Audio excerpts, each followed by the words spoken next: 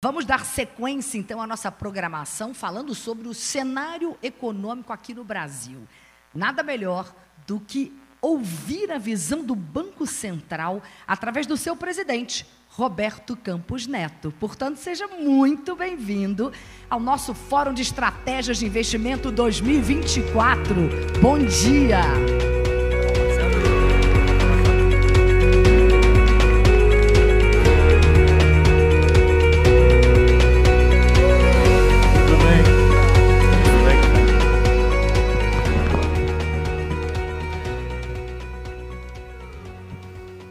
Bom dia a todos, muito obrigado pelo convite, agradeço ao Bradesco, Otávio, Guilherme, está um pouquinho alto aqui,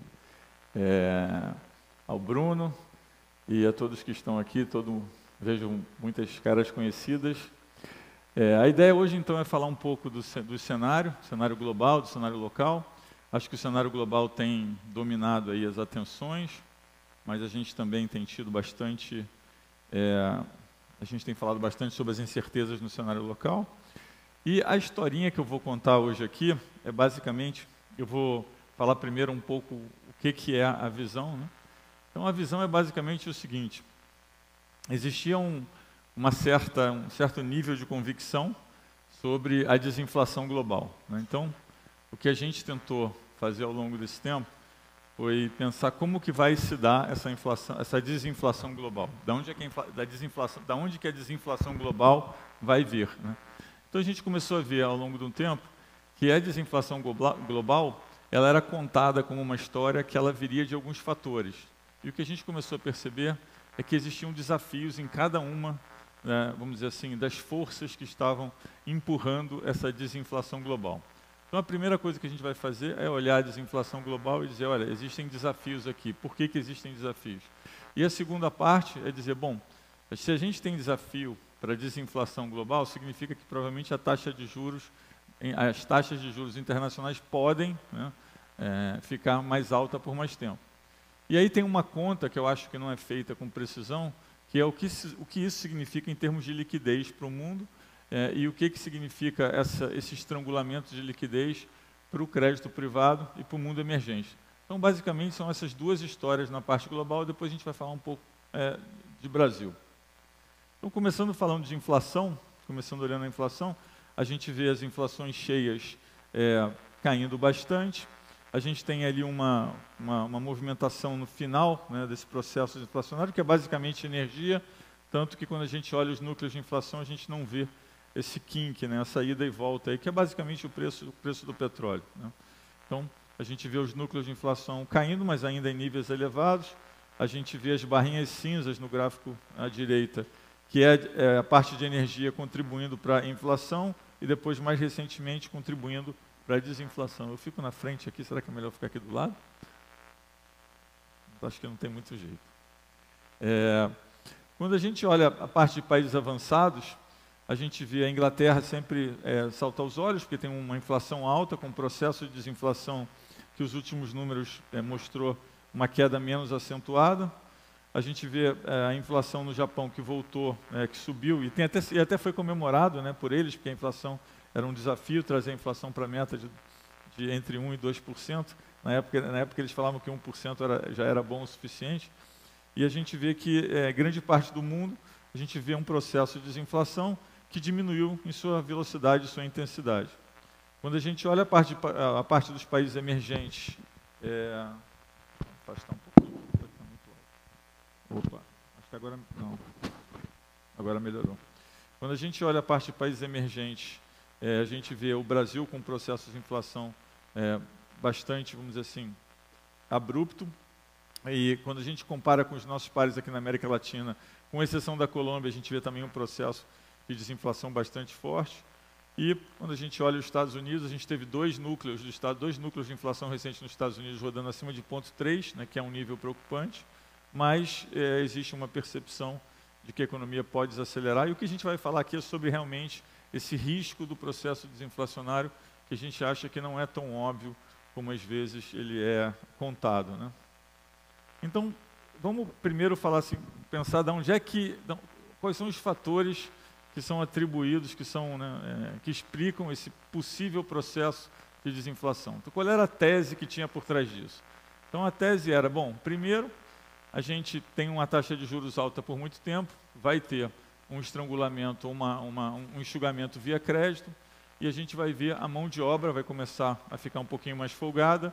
Com a mão de obra mais folgada, o salário real vai começar a cair, ou seja, você vai começar a ter contração de salário, e isso vai gerar um processo desinflacionário através de consumo. Uma segunda tese é que, com os juros altos, como o patrimônio das pessoas nesses países, principalmente no mundo desenvolvido, está muito ligado à parte imobiliária, que a parte imobiliária ia começar a sofrer, ia começar a ter uma queda de preço, isso impacta o balanço das famílias e, por isso, elas iam passar a consumir menos também.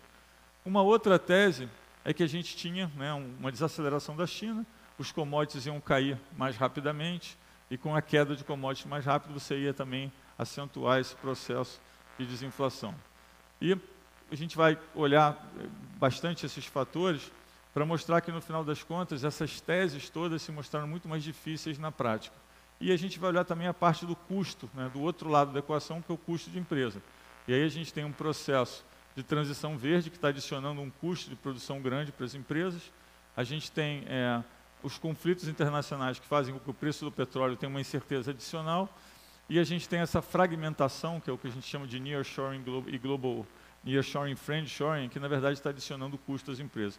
Então, do ponto de vista das empresas, a gente vê que é difícil você imaginar uma redução de custo por tudo que está acontecendo.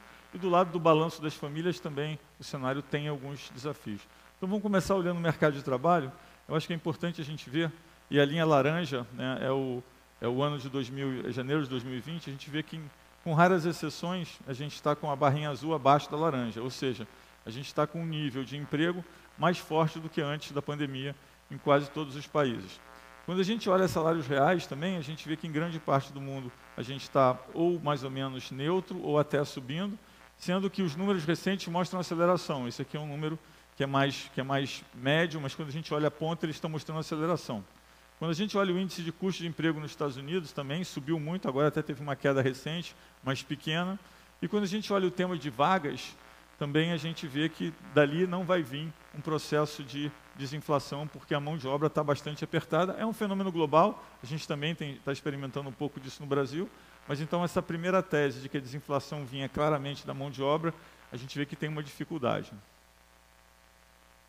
A segunda tese que existia é que, durante a pandemia, teve uma transferência muito grande de renda para as pessoas, e elas estavam consumindo muito, mas que essa poupança tinha acabado, tinha virado negativo, e que você ia gerar uma contração de consumo porque todo aquele processo de transferência de dinheiro que foi feito na pandemia, ele estava se exaurindo.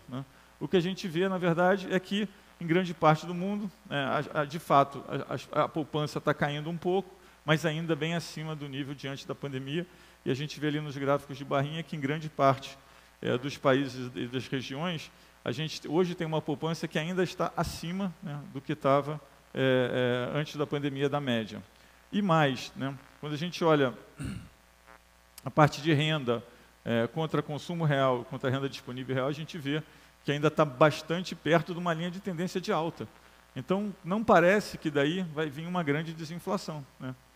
E tem um outro ponto que é super importante, que é uma tese que começou a ser estudada mais recentemente, que é o seguinte: a gente viveu com uma taxa de juros muito baixa por muito tempo, isso gera uma transferência intergerações, porque faz com que quem tem ativo, que geralmente são as pessoas mais velhas, tenha um aumento de riqueza, quem está ali, a pessoa mais jovem, tem mais dificuldade, então você tem esse acúmulo de riqueza dos mais velhos. Quando você pega esse acúmulo de riqueza dos mais velhos, você tem aquela palavra que os americanos chamam de bequest, que é a vontade da pessoa mais velha de deixar a herança. Isso a gente também consegue mapear que diminuiu muito. E quando a gente pega que a população está envelhecendo, o que acontece é que grande parte do consumo hoje está sendo gerado por esse acúmulo de poupança das pessoas mais velhas, principalmente nos Estados Unidos e na Europa. Então isso é mais uma coisa que explica por que a desinflação tem uma dificuldade. Porque você tem um grupo especial da população que acumulou muita riqueza e que está numa fase de consumo, e a gente consegue ver aqui nesses diversos gráficos que mostram exatamente isso.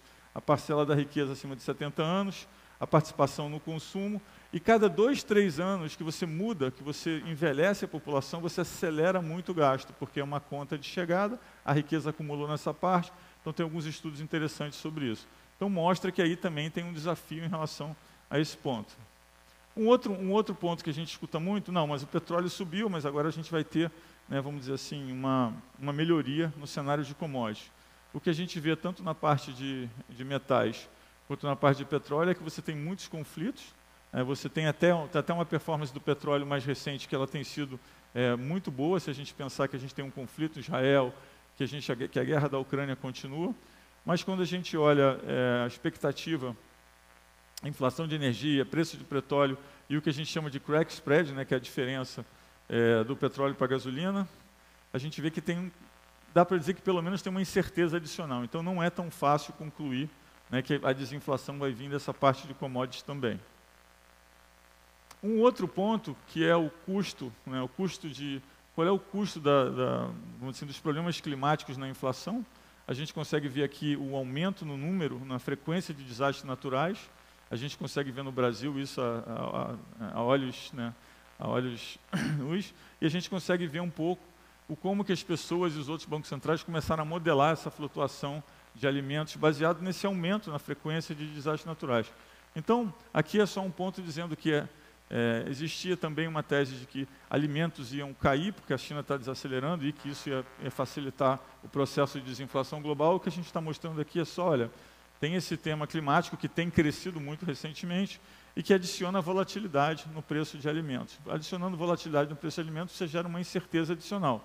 Então a gente vê aí que, de fato, essa parte de alimentos tem contribuído para a desinflação, inclusive no Brasil foi um grande fator, mas a gente entende que isso também existem riscos aí, né?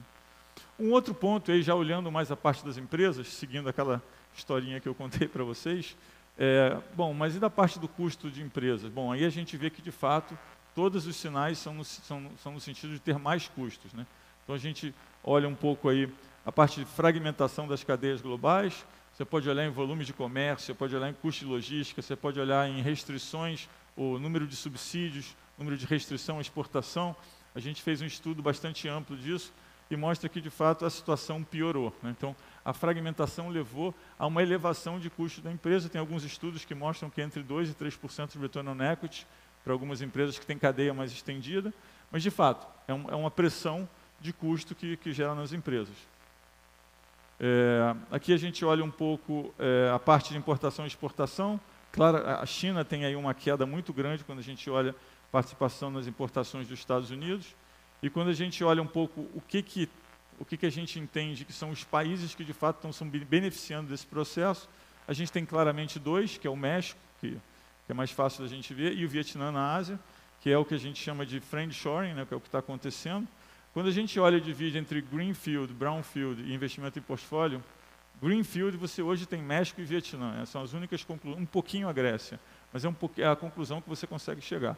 Quando você olha portfólio e Brownfield, aí é um pouco mais misturado, mas de fato quem está se beneficiando disso hoje é o México, a gente mostra aqui. O Brasil é um sério candidato a se beneficiar disso, porque tem uma capacidade de produzir energia verde bastante grande, mas aqui é mais o ponto que a gente queria mostrar, é que isso adiciona custo para as empresas.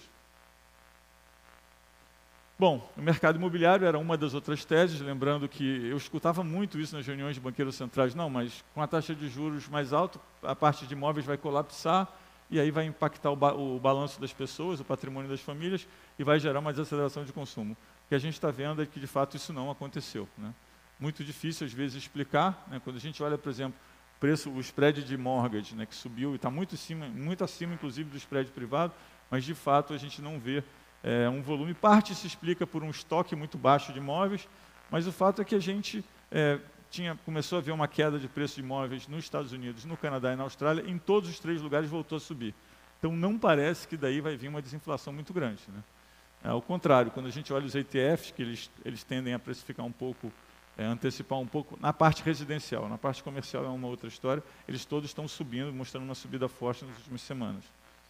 A gente olha o Zillow também, que a gente gosta de ver, você vê que ele começou a cair, voltou a subir. Na Austrália também, se você olhar os mesmos dados no Canadá, eu mesmo tive essa conversa com o presidente do Banco Central do Canadá, ele estava surpreso que o preço de imóveis tinha voltado a subir bastante rápido.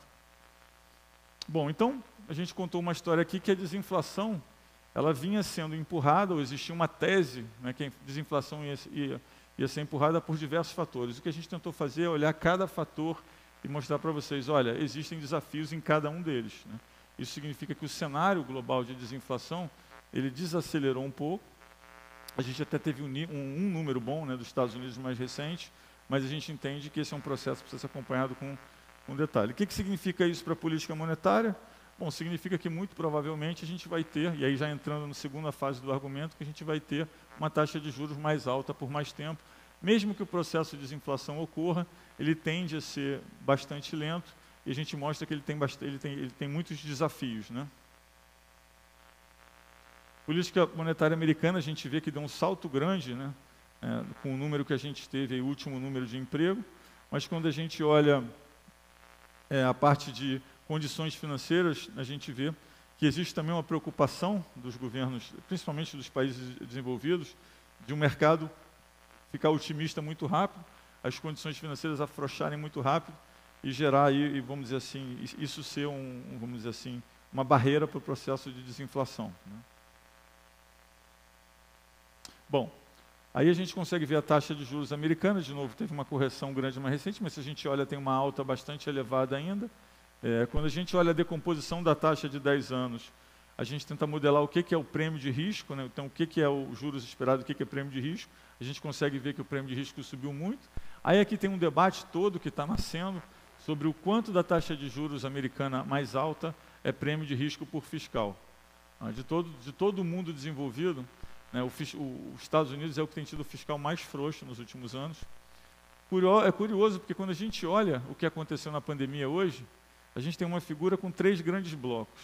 O mundo desenvolvido gastou 20% do PIB durante a pandemia, o mundo emergente gastou mais ou menos 10%, e o que a gente chama de low income countries, que são os países bem mais pobres, gastaram só 4%. Então é curioso, porque ao contrário do que você, né, esperaria, o grande gasto foi nos países desenvolvidos. Isso significa que a dívida dos países desenvolvidos, que era mais ou menos 80 e poucos por cento na média, ela foi para 100% na média. Então você teve um aumento de 20% na dívida dos países desenvolvidos. Mas além disso, a taxa de juros, que é quanto custava carregar essa dívida, era 80, mas com um custo mais ou menos de 1,5. E esse custo agora foi para 4, 4,5. Então você tem uma mudança de 3% do PIB de custo de carregamento, que é a parte do segundo argumento que eu vou fazer aqui, que isso vai começar a gerar, na nossa opinião, né, uma retração da liquidez global. Então a gente vai olhar um pouco isso agora. Então, de novo, a taxa de juros americana aqui. Então, a gente vê aqui esse balanço enviesado entre demandas e recursos. A gente tem a parte social, política industrial, defesa, clima, toda essa parte de nearshoring e tal. E a gente, do outro lado, tem os recursos. Quando a gente olha essa demanda crescente por recursos, a gente vê aqui um pouco uma curva de gastos por adaptação climática, né, que é bastante interessante. A gente vê, por exemplo, o que é estimado de gastos, aqui é só público, não é privado, com a transição energética, um gasto bastante alto. Isso foi um estudo que a gente revisou, inclusive foi tema lá na reunião no FMI, lá em Marrakech. E a gente vê também um pouco esses subsídios e esses incentivos para políticas industriais. Curiosamente, se a gente olhar os Estados Unidos, ele é a soma de quase todo o resto do mundo. E a gente tem vários programas, como o programa de chips, o programa, e os programas americanos, todos eles são open-ended, significa que não tem limite de gastos. Ele é baseado na demanda, né? Então, a gente vê, de novo, um fiscal bem frouxo americano, depois de um gasto muito grande na pandemia, de 20% do PIB, e a gente começa a ver, e a ideia é entender... A ideia é transportar isso para o que isso importa para o nosso cenário, né? Então, a dívida pública americana, que ficou durante muitos anos entre 40 e 50, ela foi subindo a partir de 2010, subindo bastante rápido, e a gente vê aí uma equação bastante explosiva da dívida americana. Lembrando que vai custar quase 9 vezes mais mensalmente para rolar a dívida americana do que era antes, quando a dívida era bem mais baixa. Não só porque a dívida é muito maior, porque os juros também é muito maior, né? Então, a gente pega aí uma comparação de avançados emergentes em termos de custo de dívida, e a verdade é a gente tem, né, quando a gente faz aquela análise que os americanos gostam de fazer de use and proceeds, que é da onde vem o dinheiro, de onde ele é gasto, a gente vê que tem 1/3 da liquidez mundial que vai ser gasto para rolar a dívida de países avançados. que vai faltar, e isso acelera muito a partir do primeiro trimestre de 2024. Bom, aqui um pouco só um gráfico com pagamento de juros americanos, então a gente consegue ver assim quanto custa esse gráfico do meio para rolar a dívida americana. A estimativa de pagamento de juros, aqui a gente fez alguns gráficos, também comparamos um pouco avançado com emergente. Onde é que aparecem as rachaduras quando você tem esses problemas de liquidez? Geralmente começa a aparecer no crédito, onde você consegue enxergar que é o crédito de mais alto risco. Então, por exemplo, se você pegar custo de rolagem de dívida de SMEs nos Estados Unidos, foi de 3% para 10%. O último índice foi 10,4%. Então, ali já está aparecendo um custo de rolagem bastante alto. Então, a gente tem um tema de liquidez aqui. O que isso significa no final das contas? Significa que a gente tem um efeito no crédito privado, no primeiro lugar, mas depois tem um efeito no mundo emergente também. Porque com os países avançados pagando um juros bem maior, você tem, né, uma retração de liquidez. Então a gente tentou estimar, é super difícil porque você tem que tentar imaginar quanto que o mundo privado vai necessitar de crédito. A gente começou a ver também um encurtamento no duration de crédito no mundo privado americano. Muita gente não está emitindo bond long, está indo para o working capital, que é o capital de giro, exatamente porque acha que isso é temporário e vai conseguir fazer uma emissão de bond mais longa numa condição melhor. A gente está vendo um encurtamento, também tem alguns gráficos que mostram isso. Então, essa é um pouco a história que a gente conta. Aqui tem um pouco a parte de empresas, de fluxo de caixa. E aí a gente, finalmente, tenta falar assim, qual é o efeito para mercados emergentes sobre isso, né? Então, a gente vê aqui, por exemplo, nesse gráfico da esquerda, que a gente teve um aumento grande do yield americano, mas o yield emergente está mais ou menos inabalado. Da mesma forma que se a gente pegar a parte de mortgage, o yield subiu bastante, mas o spread subiu bastante, mas o spread de crédito americano ainda está comportado, com exceção das pequenas empresas. Então a gente começa a ver, né, uma análise, que, como eu disse, essa análise de entrada e saída de recursos, e a gente vê que a gente tem um desafio grande pela frente. A gente faz também um pouco, olhando a parte de prêmio de risco, a inclinação de curva. Então, a gente fez essa análise para vários países. Aqui não tem nenhuma grande surpresa. Os indicadores sempre de inclinação de curva sempre apontam para um cenário de recessão nos Estados Unidos. Isso acontece já há algum tempo. Isso tem se mostrado errado, né, esse indicador, mas as pessoas acreditam que ele está se intensificando agora. E a gente tem alguns dados na margem realmente um pouco mais fracos nos Estados Unidos. Quando a gente olha o índice de surpresas de crescimento, de novo, os Estados Unidos teve uma piora, mas está lá em cima ainda, é o único que está bem positivo, a Europa já bem abaixo, né? E um pouco essa parte do consumo, né, e projeção para frente. Vou passar aqui um pouco, só para falar um pouco de China. China é um dos países que, quando a gente olha o período pré-pandemia, ele está bastante abaixo. Quando a gente olha esse gráfico da direita embaixo, mostra um pouco que o setor imobiliário está carregando, trazendo a China para baixo. Um tema interessante na China é que a riqueza das pessoas, quando você pensa, olha o balanço das famílias, 72% da riqueza é imóveis. E é curioso, porque com um nível de crédito destinado à construção civil, que quase zerou o crescimento, de um crescimento de quase 20 para 0, a queda no preço dos imóveis foi relativamente pequena ainda na China. Então, é bastante difícil entender como que depois de uma alta de 150%, com crédito colapsando, sendo que isso é tão relevante para o balanço das famílias, o preço de imóveis caiu relativamente pouco. Então, o que se espera é que isso vá ajustando ao longo do tempo. Então, é uma pressão de crescimento na China para baixo, né? Então, a gente vê aqui um pouco, a gente também olha um pouco essa parte de o que isso significou para o mercado de capitais, tiveram diversos defaults. Um outro tema na China interessante é olhar essa parte das mudanças estruturais. Teve um último censo que causou bastante surpresa, porque teve um gapzinho de envelhecimento da população bem acima do esperado, e também o desemprego dos jovens foi bem acima do esperado, né? Então a China passa por uma fase, talvez demograficamente falando, que ela já tem um impulso de desaceleração além, né, do problema imobiliário e dos outros problemas que a gente mencionou. A gente vê que essa taxa de pessoas novas sobre pessoas velhas, ou depende como você quer analisar, mas é que mostra, né, essa força, né, da população mais jovem no mercado de trabalho, ela está diminuindo bastante. Indo aqui um pouco para o cenário de Brasil, então o que eu tentei pintar aqui? Um cenário global, que você tem do lado alguns desafios para a desinflação. Entendendo que tem desafios para a desinflação, existe uma possibilidade da taxa de juros ficar mais alta por mais tempo. Como a taxa está mais alta e a dívida é muito mais alta, isso tem um efeito na liquidez, que tem um efeito para o mundo emergente e, por consequência, tem um efeito para o Brasil, né? Então, isso significa que a gente tem que fazer mais dever de casa, porque como a liquidez vai apertar, você tem que se destacar. E o Brasil até tem se destacado. O Brasil é um país que fez mais reformas do que grande parte dos seus pares. É um país que, né, tem alguns países que não têm nenhum tipo, né, de arcabouço fiscal. O Brasil tem um arcabouço fiscal, obviamente tem um questionamento grande em relação, né, à meta e tudo. Mas eu acho que é importante dizer que, de fato, sim, o ambiente de liquidez vai secar, precisa fazer um dever de casa, precisa ter um fiscal arrumado, mas o Brasil tem feito, quando a gente compara com os pares, e a gente, quando está aqui localmente, a gente tende a ser mais crítico, mas quando eu faço uma comparação com os pares, o Brasil tem feito um bom trabalho, na parte monetária também fez um bom trabalho, foi um dos primeiros a subir os juros, a inflação tem caído, né? E a gente vê que tem conseguido cair com credibilidade. A gente tem países vizinhos que começaram caindo os juros muito rápido, depois tiveram que frear, desvalorizou muito a moeda. A gente não, a gente teve um processo de queda de juros com a moeda se comportando bem, né? Então, eu acho que isso mostra um pouco a credibilidade do que tem sido feito.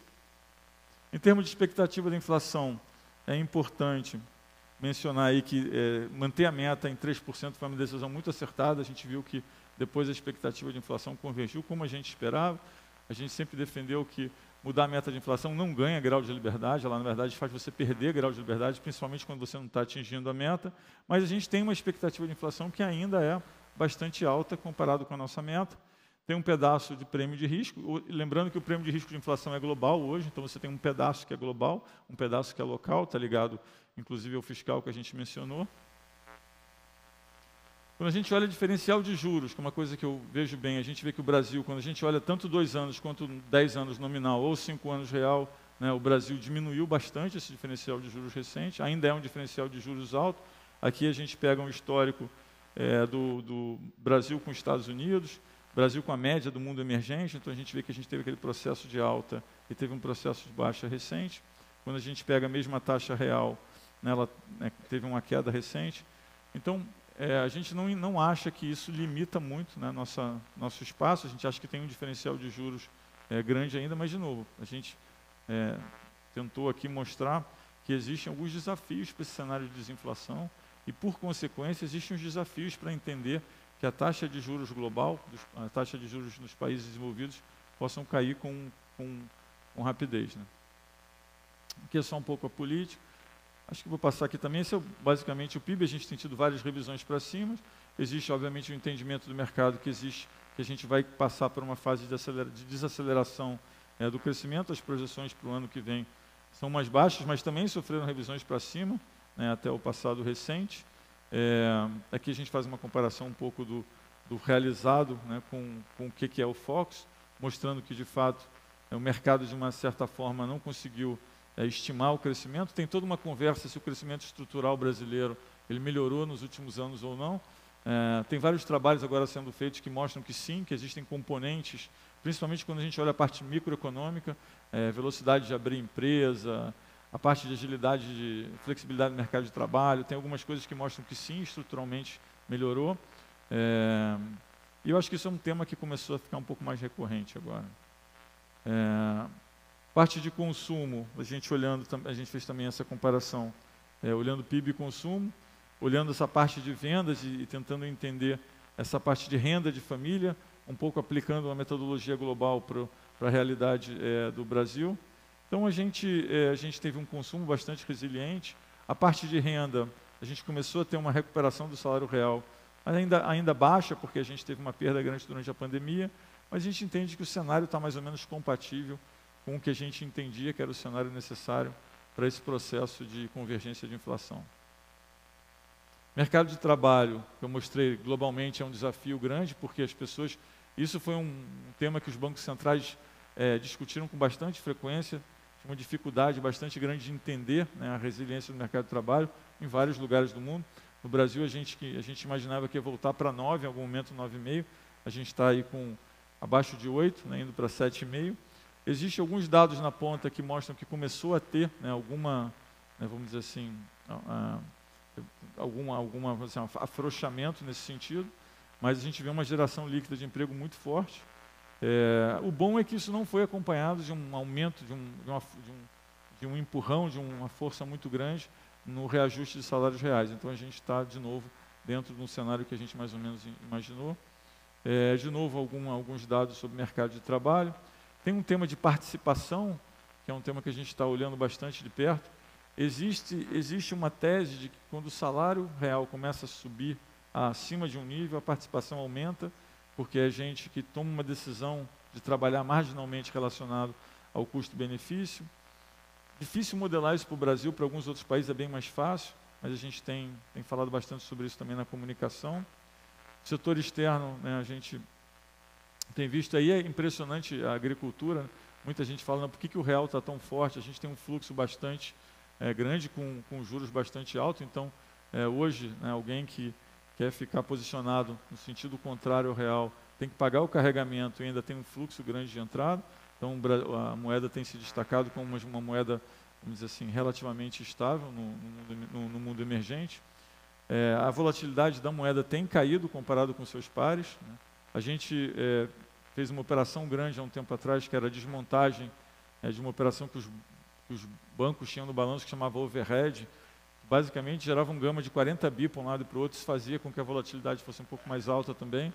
Então a gente entende que isso também contribui ao longo do tempo para uma volatilidade mais baixa na moeda. De novo, fluxo cambial, vou passar aqui um pouquinho mais rápido para falar de crédito. Crédito, a gente tem visto uma desaceleração, é bastante segmentado, a gente tem um tema bastante sensível aí nessa parte das linhas de crédito mais emergenciais, onde a gente tem, e aí o governo fez o desenrola, está aqui o Marcos que tem trabalhado nisso, um programa muito bom, né, que a gente vê que tem resultados.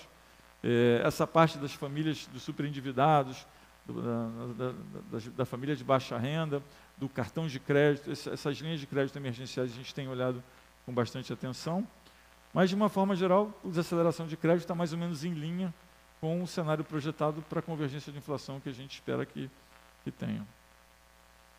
Só terminando aqui, falando um pouco do fiscal, eu acho que a gente já falou bastante disso na comunicação oficial, é um tema que está sendo bastante debatido. A gente entende que teve um esforço muito grande para construir, né, o arcabouço fiscal, e que no arcabouço fiscal já tem previsões, né, de punições ou de coisas que o governo deveria fazer caso tenha dificuldade de cumprir. Como a gente vê aqui, o mercado não espera que o superávit vai ser zero, mas acho que é importante perseguir, né, na meta. A gente tem passado essa comunicação, a gente apoia aí a iniciativa do ministro Haddad de perseguir, de fazer o máximo de esforço possível. Tem várias medidas importantes no Congresso que precisam ser aprovadas, em específico essa da subvenção do ICMS, que tem uma arrecadação forte ligada a ela. E a gente entende que o problema quando você, né, vamos dizer assim, não cumpre a meta, afrouxa a meta, é que você vai gerar aquele problema de expectativa pior para frente. Então, se foi feito um grande esforço de arcabouço fiscal e a gente não faz uma grande força para perseguir a meta, as pessoas vão ter mais dificuldade em projetar o fiscal de 25 e 26. Isso vai gerar prêmio de risco, e o prêmio de risco é um custo, né? Então, a gente entende que é importante, né, seguir nesse caminho. Acho que essa é uma mensagem que já está bastante comunicada pelo Ministério da Fazenda e a gente apoia. O Brasil, de fato, tem um fiscal, tem um gasto maior do que grande parte do mundo emergente. A gente vê aqui, em termos reais, 2023, e a gente pega uma comparação de 23 a 28, 23 a 24, tem um outro gráfico que eu uso, 23 a 28, e de fato o Brasil tem um gasto estrutural, inclusive, maior, e tem uma indexação, né, de gasto, ou seja, uma vinculação de gasto bem maior que o resto do mundo emergente também. A gente vê que o Brasil, em termos de medidas fiscais de pandemia, foi o segundo maior, só perde para o Peru. Alguns países até que tinham, né, que a gente tinha uma expectativa que o gasto fosse forte, eles fizeram um movimento contrário, como o México. Aqui é um gráfico que eu tirei de uma apresentação de um seminário do Western Ham, que é uma divisão do FMI, onde a gente olha muito essa parte da América Latina, e a gente vê que o Brasil tem menos espaço, né, para arrecadar impostos. A gente vê aqui o Brasil lá em cima, na linha de receita de impostos, e o gasto total do Brasil é bem acima também. Então a gente tem menos espaço de arrecadação e tem um gasto maior. É uma situação fiscal comparada com nossos pares, que ela é um pouco mais complexa. Quando a gente vê aqui a dívida bruta do governo geral, e a gente compara o diamantezinho com a barra e compara com os outros, a gente vê que o Brasil está bem acima em termos de projeção dos outros países. Então mostra que o Brasil tem um tema fiscal que é relevante, que precisa ser endereçado. Mercado de capitais, vou falar rapidamente, a gente precisa continuar com as medidas de mercado de capitais. Nós fizemos muitas medidas ao longo dos últimos anos, teve um crescimento. Eu tenho aqui está aqui o JP, não vou roubar o discurso dele não, está fazendo um trabalho espetacular na CVM, o Marcos também com várias medidas de, vamos dizer assim, aprimoramento de mercado de capitais. É importante só mostrar que o mercado de capitais ele conseguiu absorver toda a diminuição do funding de bancos públicos com eficiência. Então, a gente tem uma queda de funding nos bancos públicos que foi compensada quase toda por mercado de capitais. Isso mostra que, de fato, você consegue alocar o dinheiro do banco público onde, de fato, ele precisa ir, e as empresas, quando você tem um mercado de capital mais aberto, mais ampliado, as empresas conseguem acessar direto o mercado. Isso gera uma melhoria de alocação bastante grande. E a gente tem aí também essa parte de mercado de capitais, tanto cotistas de bolsa, tanto investidores de bolsa como cotistas de fundo, com um crescimento muito forte. A parte de debêntures também, que eu acho que tem tido um crescimento bastante forte. A gente entende que isso gerou um ganho de eficiência grande. Tem vários estudos, inclusive por setores, mostrando ganho de eficiência em cada setor de alocação. A parte, já olhando um pouco para a parte de tecnologia, vou falar brevemente, que acho que eu já estou acabando com o meu tempo aqui. Essa parte de mercado de capitais e Open Finance, o JP vai falar sobre Open Capital Markets. Então, é aplicar esse conceito do Open Finance para toda a parte de mercado de capitais. A gente tem uma agenda muito próxima ao Banco Central e à CVM. Eu acho que é muito importante facilitar. A gente começou com o Sandbox, fizemos várias mudanças regulatórias. O Marcos está trabalhando lá em várias medidas que vão facilitar o mercado de crédito, a parte de imobiliária, de mortgage, essa parte cartorial e de custo de registro e transação. Então, tudo isso acho que facilita, né, e vai nesse sentido, né, de alinhar essa política. Potencial de energia verde, acho que a gente volta um pouco para o outro tema, de que o México está recebendo um grande investimento, o Vietnã também, nessa parte de friendshoring. O Brasil é um candidato sério, né, o Brasil tem um potencial bastante grande, a gente precisa explorar mais esse potencial, vender isso melhor. Vou passar aqui rápido, que a gente falou bastante já disso. A gente está numa fase agora da implementação do DREX, a parte da modernização da regulamentação cambial já está em curso, a gente tem feito várias mudanças na regulamentação. O PIX continua crescendo, a gente bateu 175 milhões de operações no dia. A gente está caminhando para quase uma operação por pessoa por dia, que é uma marca 3 vezes maior do que a Índia, que é um sistema que já tem muito mais tempo, que é o UPI, do que o nosso. Então, hoje o Pix faz parte da vida do brasileiro. A gente tem várias inovações, várias coisas que a gente precisa fazer no Pix, várias funcionalidades novas. E a gente coloca agora o Open Finance em cima do Pix para fazer um movimento de comparabilidade e competitividade em tempo real. A gente já teve 51 bilhões de chamadas de API, então assim, as pessoas estão começando a migrar os dados. Tem um desafio dos dados serem homogêneos, a gente está trabalhando nisso, mas isso tem avançado bastante rápido. E o DREX, que é a nossa moeda digital, que a gente já está em piloto, que a gente entende que vai ter duas dimensões importantes. A primeira dimensão, ela vai, inclusive, inserir um conceito de tokenização no balanço dos bancos, que a gente entende que vai gerar eficiência no sistema financeiro. Tem uma parte de pagamentos, que ela vai diminuir a fricção de pagamentos e da incerteza da intermediação, e tem uma outra parte que ela vai gerar uma facilidade de contratos e registros. Lembrando que a hora que o Pix nasce, ele tem uma lei que diz que aquela forma de pagamento eletrônico digital, que gerou aquele contrato, ele tem validade legal. Então fica muito mais barato você fazer registro, contrato, controle de colateral. Então ele vai no sentido de facilitar não só a parte de pagamentos, como a parte de eficiência bancária e a parte de registro e contratos. Eu falei bastante já sobre o Super App, que é você ter tudo ligado num aplicativo só. Então você não vai mais precisar de ter vários veículos de entrada, você vai poder ter canais agregadores, e aí os bancos estão trabalhando da melhor forma. Isso é uma coisa que vai ser totalmente privada. O Banco Central vai disponibilizar as ferramentas, e a única mudança aqui é que a gente colocou o DREX, não tinha o DREX ainda na época. Muito obrigado. Desculpa aí, tomei um pouco mais de tempo.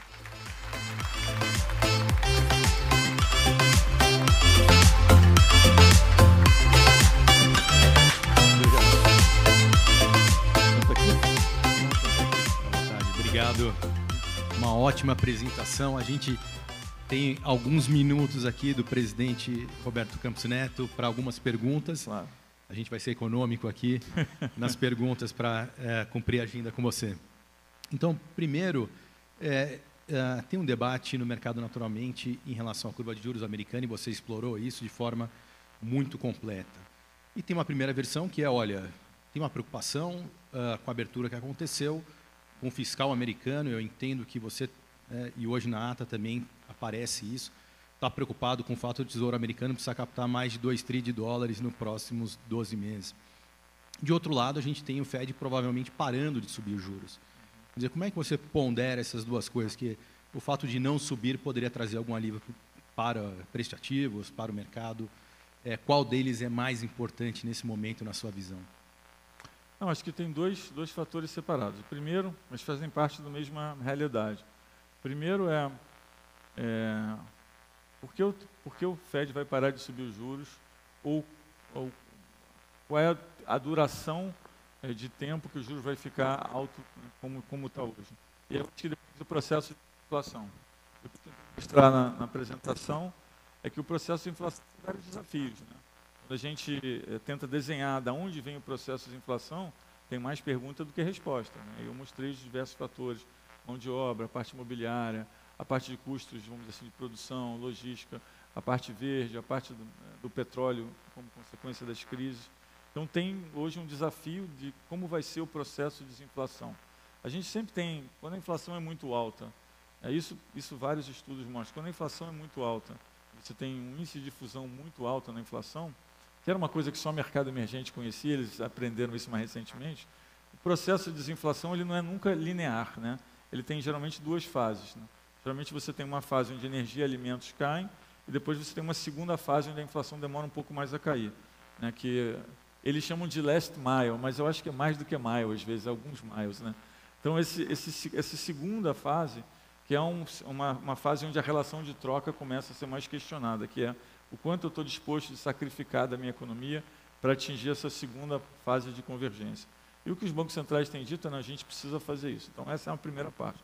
Dito isso, e entendendo os desafios que a gente tem no processo de inflação, a pergunta é, os juros pode ser que não subam mais, mas por quanto tempo eles vão ficar, altos? E qual vai ser o formato da curva, né? Porque aí tem dois pontos. Tem um ponto que é simplesmente uma expectativa de inflação futura, e aí se parar de subir os juros e a economia desacelerar, a parte longa vai tender a cair rapidamente, e aí você gera um alívio em todos os argumentos que eu estou dando. Uma segunda coisa que pode acontecer é você tem, de fato, uma desaceleração, mas o prêmio fiscal começa a ter mais importância na estrutura a termo de juros, e aí você começa a ter um juros onde a parte do meio da curva começa a cair, mas a parte longa continua mais alta. Esse é um cenário que, para o mundo emergente, é bastante pior. É um cenário onde o prêmio de risco do mundo desenvolvido começa a afetar o prêmio de risco do mundo emergente. Hoje é muito difícil saber qual é o argumento que vai ponderar, mas quando a gente olha o gráfico da trajetória de dívida americana e de quanto custa para rolar essa dívida, pelo menos dá para dizer que nos próximos 1 ano e meio você vai ter em algum momento, né, um estrangulamento de liquidez maior. Passando aqui para o Brasil, normalmente, ou dentro desse cenário, a gente tende a pensar que existe alguma forma de piso para a taxa de juros. Eu acho que é uma expressão que ninguém gosta muito, né? A gente pensa em paridade de descoberta da taxa de juros, alguma versão desse tipo. Então, em que medida pode ter um piso temporário, dadas as condições monetárias no mundo e, obviamente, nos Estados Unidos, e isso poder levar até a uma questão que seria um afrouxamento monetário aqui no Brasil em 2 etapas. Quer dizer, um que fosse durante esses próximos meses, até que o Fed comece a cortar o juro, talvez no final de 2024 ou no começo de 2025, e aí a gente teria uma segunda etapa. Quer dizer, existe um piso, existe a possibilidade de 2 etapas de corte de juros aqui? Não, acho que a pergunta que você fez implicitamente é por que o Banco Central não dá um guidance, ou seja, não dá uma previsão de trajetória de juros para frente mais clara. E a razão por isso é porque a incerteza é muito grande, né? Então, a gente teve momentos onde a gente falou, não, a incerteza é baixa o suficiente, de tal forma que se eu sinalizar meus próximos passos, como eu tenho menos incerteza, eu tenho um valor esperado positivo de sinalizar os próximos passos. Quando a incerteza é muito grande e você sinaliza os próximos passos, a probabilidade de você ter que trocar a sinalização é grande, então você acaba tendo um valor esperado negativo, que é, se eu sinalizo o próximo passo, depois tenho que mudar a sinalização, sempre tem um custo de credibilidade. Então, quando a incerteza é muito alta, a gente fala, não tem ganho aqui sinalizar os próximos passos. A gente já disse que a gente entende que a taxa terminal, independente de qual for, ela precisa ser restritiva, com a realidade que a gente entende que é a realidade do mercado de hoje, e a gente não tem sinalizado os próximos passos exatamente porque tem bastante incerteza. Então, a gente precisa analisar ponto a ponto. Tem um cenário global que se complicou, tem algumas incertezas no cenário local. O que a gente comunicou, a gente usou a palavra próximas, que significa que a gente consegue enxergar aí as próximas 2 reuniões, né, a princípio, mas a gente entende que sinalizar muito mais do que isso não tem valor esperado, dada tamanha incerteza que existe, tanto global quanto local. Então, saindo um pouquinho da taxa terminal e pensando mais no curto prazo, o Banco Central naturalmente sinalizou para as próximas reuniões 50 pontos, mas ele também removeu da ata uma discussão que existia e que você caracterizou algumas vezes como uma barra alta para se mover para 75 naquela oportunidade que era, e a gente poderia imaginar hoje uma discussão de poder ser 25. Quer dizer, e na ata não aparece nem o 75, nem o 25 como um debate de cenário alternativo. Quer dizer, é um pouco porque a convicção do Banco Central aumentou no 50 como o passo essencial, ou, enfim, como é que a gente deveria entender essa retirada do debate de 75 e também não aparecer em eventuais condições para reduzir o passo? O que importa é que a gente entende que 50 é o ritmo apropriado, a gente tem falado sobre isso, e que a gente tem uma visibilidade suficiente, né, para usar a palavra próximas, que foi o que foi feito na comunicação. Teve uma declaração que gerou algum ruído, acho que foi num evento desse em Marrakech, né, porque me perguntaram, bom, se um dos fatores do balanço de risco é o internacional, quando o internacional piora, o balanço de riscos marginalmente piora. Isso é uma obviedade, né? Bom, mas se o balanço de riscos piora, significa que a probabilidade de 75 vezes 25 ela se move. Bom, é como se fosse uma distribuição centrada em algum ponto. Quando você tem, né, um choque, vamos dizer assim, em um dos fatores que representa o balanço de risco, ele se desloca. A gente achou que era tão irrelevante que não valia a pena falar sobre esse deslocamento em termos de assimetria de balanço de risco. Então, o que a gente disse é o seguinte, sempre que move de um lado, move do outro, porque é uma curva. Você pode dizer também que a cauda da distribuição engordou um pouco, às vezes isso é possível também usando a mesma roupagem. Mas o que é relevante hoje é que a gente enxerga que 50 é um ritmo apropriado, que a gente enxerga, tem uma visibilidade das próximas 2 reuniões, e a gente acha que em 2 reuniões você tem tempo para avaliar vários fatores importantes. Primeiro, qual é o desenrolar do cenário global? Será que a gente de fato vai ter dados corroborando uma desaceleração da economia americana? A desaceleração da economia chinesa afeta, né, a gente de que forma? Né? O Brasil hoje é um grande produtor de alimentos.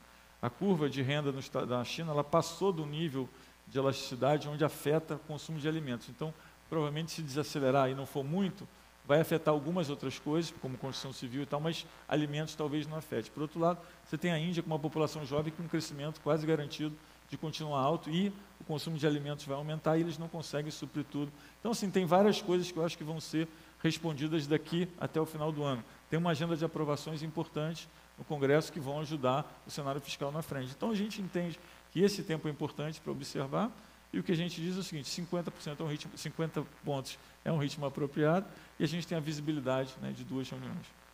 Para a gente encerrar aqui e ficar dentro do combinado, quer dizer, em que medida também esse tempo para observar nas próximas reuniões pode ser utilizado para a questão fiscal e em que medida, eventualmente, uma mudança de meta impacta as projeções, a visão do Banco Central.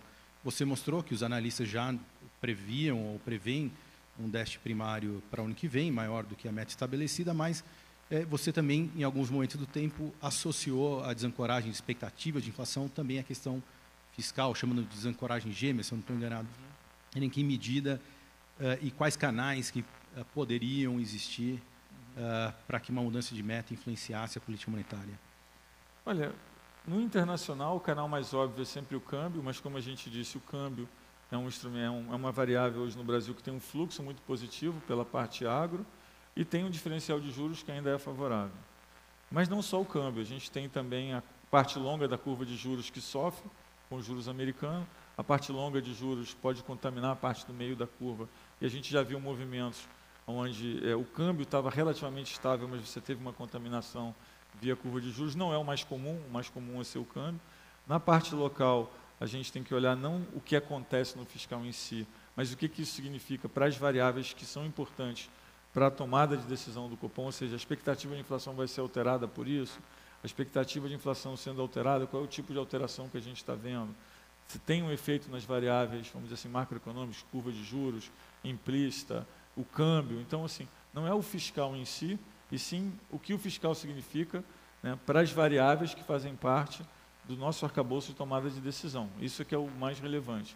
Não acho que tem uma variável só, obviamente o câmbio é sempre o mais olhado, mas tem outras variáveis importantes também, mas é importante dizer que não é uma coisa mecânica, e sim o como que isso afeta. Obviamente, quando a gente tem países do mundo desenvolvido com um fiscal bastante solto e a gente começa a ver prêmio de risco em curvas de países desenvolvidos, parece que é razoável, vamos dizer assim, assumir que se o risco fiscal percebido no Brasil aumentar, você também vai ter uma elevação do prêmio de risco, e isso afeta o nosso processo de decisão, mas o que eu quero enfatizar é que não afeta mecanicamente, depende das variáveis que sofrem essa influência. Bem, a gente teria muitos outros assuntos aqui, mas, presidente, muito obrigado pelo seu tempo. Em nome aqui da Bradesco Asset, nosso agradecimento do Bradesco como um todo. Muito obrigado, então, obrigado a todos. Para o próximo painel aqui. Obrigado.